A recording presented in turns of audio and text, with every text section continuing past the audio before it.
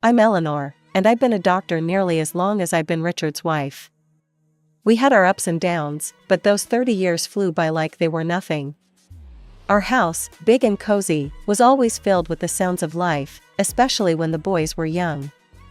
James and Oliver, our sons, were as different as night and day, yet they both brought their own kind of joy into our lives.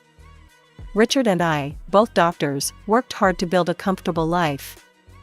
We managed to buy a couple of apartments over the years, renting them out for some extra income. Life seemed set on a good path, until the day Richard came home looking pale and more serious than I'd seen in years.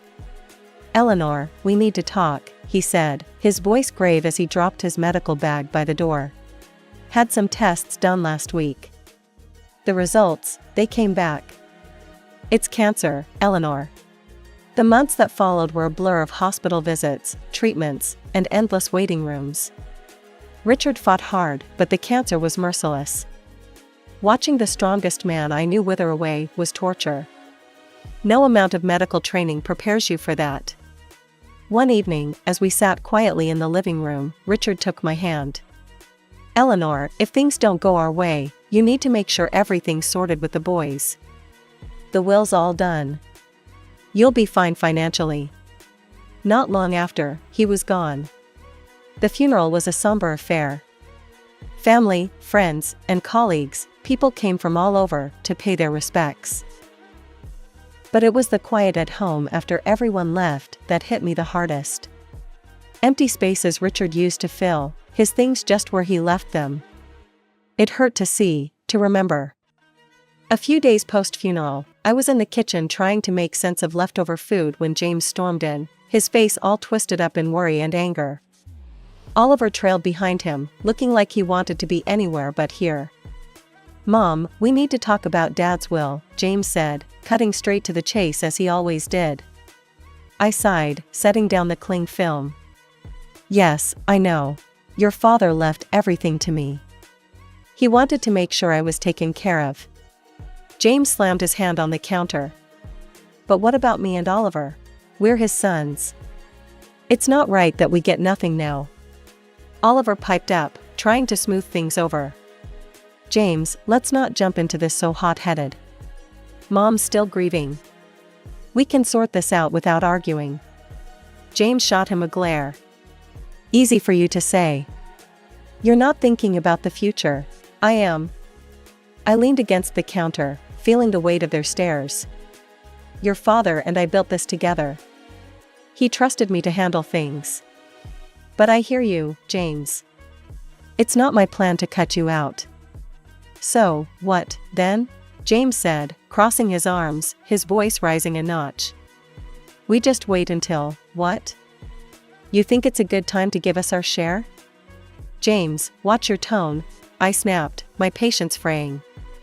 "I am still your mother." Oliver stepped between us, his hands up like a referee. "Both of you, please. This isn't helping." "Mom, maybe there's a middle ground here?" I nodded, rubbing my temples. "Okay, here's what we can do. The apartments your father and I invested in." "The ones downtown?" James interrupted. "Yes, those," I continued, shooting him a look that told him to zip it for a minute. "I was thinking, you each take one. They're yours to live in or rent out. And from the savings, let's say $25,000 each, to help you get started on whatever you need."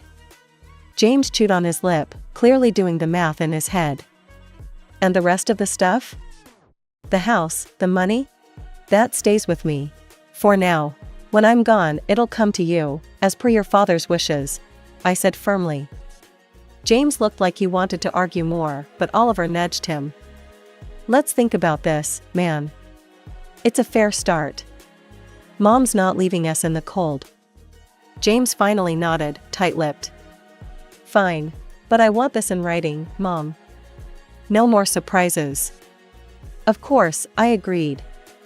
"We'll get everything documented properly." As they left the kitchen, I could hear Oliver hissing at James. "Give her a break, will you? She's doing her best." James muttered something under his breath I couldn't catch, and I didn't really want to. As I washed up the dishes, I wondered if Richard could see us, and what he'd think. I hoped I was doing the right thing, but only time would tell. And time, that tricky thing, wasn't always a friend. It was a sunny afternoon, a rare kind that makes everything seem alright, when James brought Isabella over to meet me for the first time. They hadn't been dating long, but James was already head over heels. You could tell by the way he was fussing over her, which wasn't like him at all. They walked in, and right off the bat, Isabella had this air about her, like she owned the place. Dressed to the nines, she breezed into my living room with barely a hello, her eyes scanning everything. "Nice place you've got here," she said, flipping her hair back as she sat down without waiting for an invitation. James was grinning like a fool beside her. I forced a smile, trying to be the good host. "Thank you, Isabella. Can I get you anything? Coffee, tea?" "Coffee sounds lovely," she replied, then turned to James. "Babe, make sure it's black, no sugar." James nodded and headed to the kitchen. That left me alone with her, sitting in my own living room, feeling like the guest. The silence was awkward until she broke it. "So, James tells me you're pretty well off," she started, eyeing the decor. "I'm used to a certain standard, you know? My parents made sure of that." "That's good to hear," I said, not sure what else to add. James came back with the coffee and handed Isabella her cup. She took a sip and made a face. It's all right. Anyway, we've been discussing our future together. Planning ahead, you know? That's wise, I said, glancing at James, hoping he'd give me some clue about where this conversation was heading. Isabella set her cup down. "Yeah, and speaking of planning, we were thinking about the wedding. You know I want something special, James has probably told you. I saw this place, perfect for a rehearsal dinner, but it's a bit pricey. It's about $30,000. I choked on my coffee. $30,000? Just for the rehearsal dinner? James jumped in. "Mom, it's important to Bella. We want to start things off right." I put my cup down, feeling a storm brewing inside. "Look, that's a lot of money for a dinner, Isabella. We need to be reasonable." Isabella's face hardened. "Reasonable? James says you have the means. I don't see why we should compromise on something that important." James was nodding along with her, but I could see the unease in his eyes. He knew he was asking too much. "I'm all for celebrating," I said, trying to keep my voice even. "But $30,000 is beyond excessive. I can't justify that." Isabella stood up, her chair scraping loudly against the floor. "I'm not used to compromising on my standards, Eleanor. I was clear with James that I expect a certain lifestyle." James tried to smooth things over. "Mom, maybe we can find a middle ground?" "There's no middle ground on $30,000 for a dinner, James. That's final," I snapped, losing my patience. Isabella picked up her purse, glaring at me. "Fine. If that's how it's going to be, then maybe we need to reconsider some things." They left soon after. I sat there, reeling from the encounter. The nerve of that girl, coming into my home, drinking my coffee, and telling me how to spend my money. It felt like a slap in the face, a wake-up call I wasn't ready for. I was out at the grocery store when James and Isabella decided to drop by again.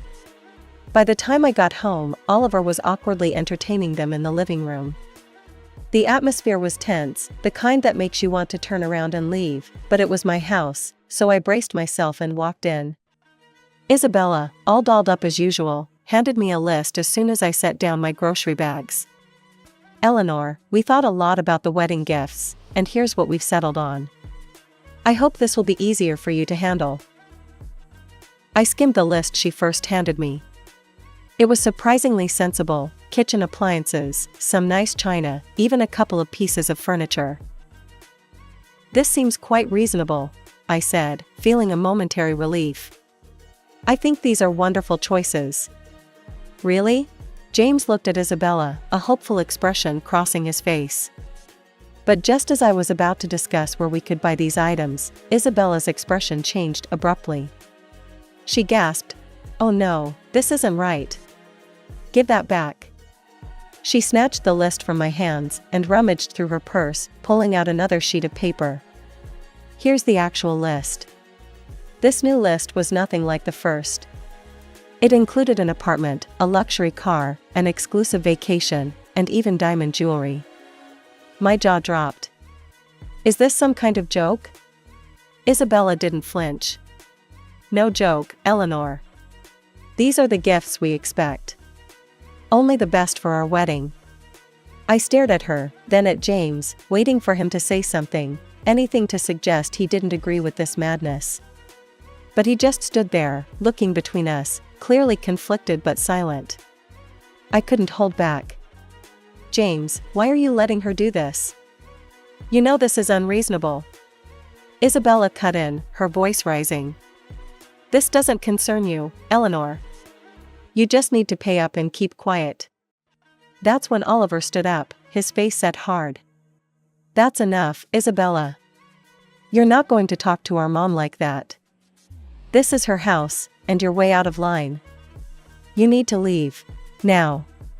The room was thick with tension as James and Isabella gathered their things.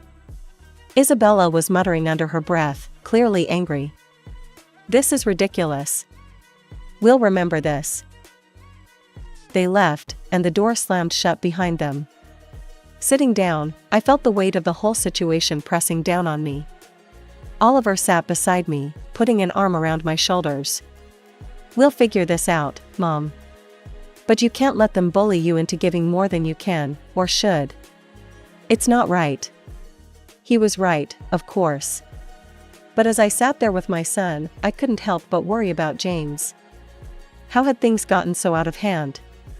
How could he not see what this was doing to our family? The silence that followed was filled with unsaid worries and fears for the future. I knew then that this was far from over. It was only going to get tougher from here.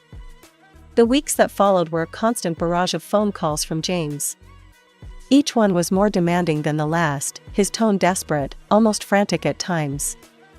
"Mom, you don't understand. I can't look poor next to Bella's family," he'd argue, his voice cracking with stress. "You have the money. Why can't you just help me out here?" I sat at the kitchen table, phone pressed against my ear, feeling a knot in my stomach. "James, it's not about the money. It's about living within your means. Bella's expectations, you can't sustain that, not without going into serious debt." He'd scoff, his frustration boiling over. "What do you know about it? I'm not going to live like a beggar. I need more from the inheritance, now." The demand stung. "James, I've offered to cover half the wedding costs up to $15,000 and give a $5,000 gift. That's more than generous. Everything has to be agreed upon with me, though. No surprises." There was a pause, then a sharp laugh from him. "That's nothing. You're just being stingy. You have $1 million sitting there. Why are you holding out on me?" "Because it's not just about the money," I replied, my patience wearing thin. "It's about not feeding into this fantasy that's going to ruin you." He yelled now, loud enough that I had to pull the phone away from my ear. "I don't need this. I'll handle it my way. Forget you."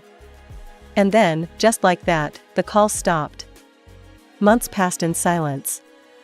I tried to busy myself with daily routines, trying not to worry about James, but the peace was short-lived. The phone rang one afternoon, and it was my sister-in-law, Anita. "Eleanor, I thought you should know." Anita's voice was hesitant, careful. "James is flying all the wedding guests to Hawaii. He sold his apartment to fund it. And he expects you to get there on your own. He mentioned you weren't interested in helping, so..." I hung up, a mix of anger and sorrow churning inside me. How could he be so reckless? Before I could process it all, Oliver came into the room, his expression grim. "Mom, there's something you need to hear." I recorded their conversation when they were sitting here in the living room. He handed me an audio recorder. I pressed play, and the voices of James and Isabella filled the kitchen. "James, your mom is just a nasty old woman with a fat wallet. We need to squeeze as much as we can out of her and then cut her off. James's voice responded, chillingly agreeable. Whatever it takes, Bella.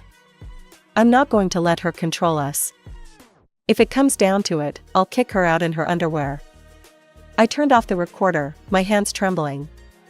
To hear my own son speak like that about me, his mother, it was too much. The room spun as I tried to comprehend the depth of his betrayal. Flying to Hawaii was a decision I didn't make lightly. Oliver was by my side, both of us tense but determined to face whatever awaited us. When we landed and approached the venue, I was taken aback by the sheer opulence of it all. Flowers everywhere, lights strung like stars across the evening sky, and music floating in the air. As we walked into the gathering, I spotted James and Isabella mingling with guests. They looked like a picture-perfect couple, all smiles and laughter. My heart ached to see my son so lost in this fabricated paradise. Before I could take another step towards them, Isabella spotted us. Her smile vanished, replaced by a scowl as she marched over, her high heels clicking angrily against the stone pathway. You shouldn't be here, she hissed, stopping just inches from me, her voice loud enough to draw attention. This is my day, and you're not welcome. I was stunned, but before I could respond, her parents, who had overheard, came over. Her father, a tall, stern-looking man, spoke first. Isabella, that is no way to speak to your guest, much less to James' mother. His tone was harsh, a reprimand that made her cheeks flush with embarrassment. Her mother, looking equally appalled, turned to me with an apologetic smile. Eleanor, please, come with us. Let's find you a place to sit. They guided us away, leading us to a table at the edge of the setup, clearly an afterthought with no proper setting. The ceremony started soon after, with speeches that felt hollow given the tension. Then, unexpectedly, I was handed the microphone. I stood, my legs shaky, but my resolve firm. I came here today to wish my son and his new wife a happy future, I began, my voice steady despite the trembling inside. But I also believe in honesty and integrity, something that's been sorely missing from the events leading up to this day. Isabella's face went from pink to red, her eyes glaring daggers at me. I was asked for money, time and again, in amounts that no reasonable person would find justifiable. When I couldn't meet these demands, I was threatened with separation from my family and future grandchildren. My voice cracked a bit, but I pressed on. Oliver, seeing my distress, stepped closer, placing a supportive hand on my shoulder. I nodded at him, then turned on the audio recording he had made. Isabella's voice filled the air, cold and calculating, discussing how they would milk more money from me. James' voice agreed, saying he was prepared to leave me with nothing for the sake of his bride. The crowd murmured, the air thick with shock and disapproval. I turned off the recorder, the silence heavy. I gave my son an apartment and $25,000, and yet, it was never enough. Today, I'm making it clear, I will not be treated as an ATM or threatened. I am disowning James and Isabella. I wish them well, but from this day forward, I am choosing to remove myself from their lives. The reaction was immediate. Isabella screamed, her voice shrill and wild. You've ruined my wedding. I curse you. After everything that had happened, coming back home was bittersweet. In the quiet, I made a decision that startled even me. I quit my job. I'd spent years healing others as a doctor, but now, it was time to heal myself and rebuild the life that the recent storms had scattered. Oliver, bless his heart, had just graduated from art college and was brimming with ideas and ambition. With the $25,000 I had given him, he opened his own tattoo parlor. It wasn't just any shop, it quickly became a place where art and skin met in stunning displays. Oliver poured his soul into his work, and it paid off. He started entering tattoo contests, and soon enough, his name was on every local's lips. Before we knew it, he was opening more locations, creating a network of salons that became a hotspot for tattoo enthusiasts. I'd watch him sketch late into the night, his dedication a stark contrast to the chaos his brother had chosen. You're doing amazing, Ollie, I'd say, pride swelling in my chest. It was during these calm months that James reappeared. One afternoon, he showed up at the door, his eyes tired, his shoulders slumped, so different from the ambitious, sharp man he once was. "Mom, I need to talk," he said, not waiting for an invitation to sit. His voice was weary, a far cry from the demanding tone I'd grown accustomed to. I sighed, motioning for him to continue. "What is it, James?" "It's Bella, she's driving me insane. Wants more and more, nothing's ever enough. I got a second job, but it's still not enough for her."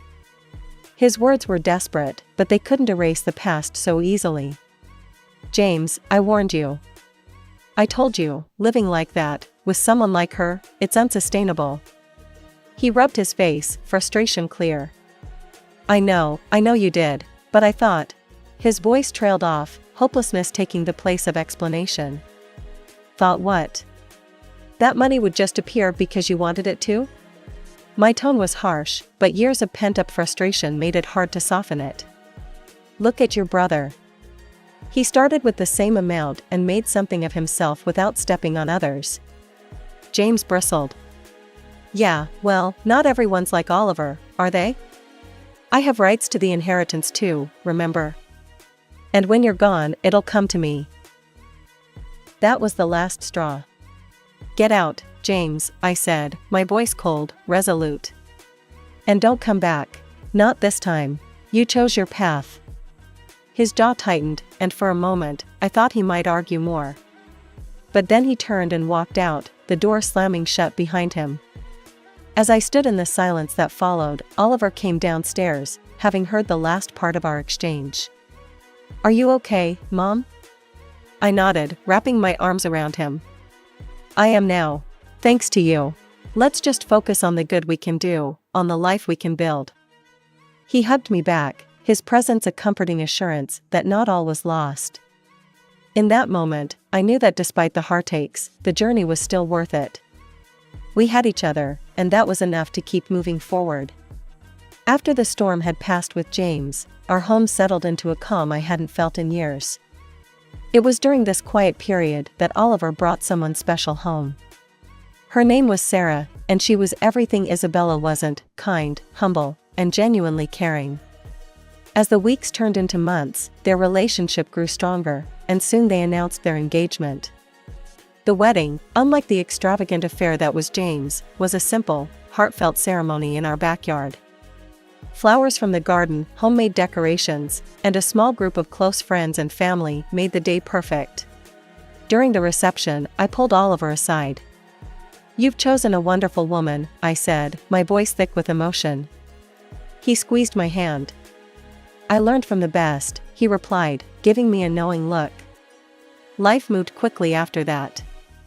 They sold the apartment I had given Oliver, adding a bit of their savings to buy a small, cozy house just a few miles away.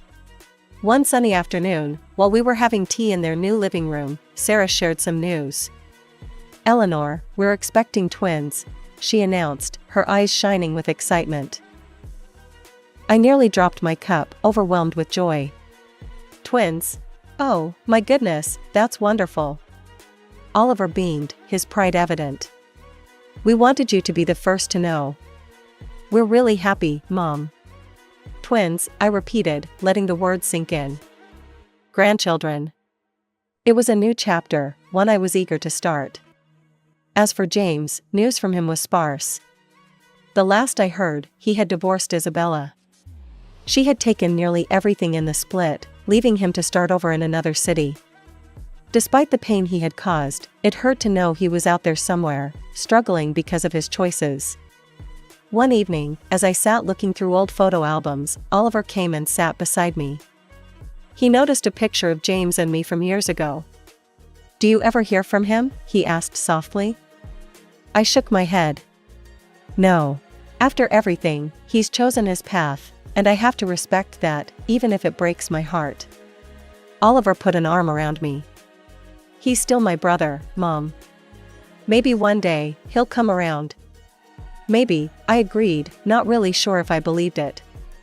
"But for now, we have plenty to keep us busy, especially with those twins on the way." Oliver chuckled. "Yeah, you're about to be the busiest grandma in town." We both laughed, the sound filling the room with warmth. Despite the past, despite the mistakes and heartaches, this moment, here with Oliver, felt like everything was exactly as it should be. Life was moving on, and so were we, with new hopes and dreams just on the horizon.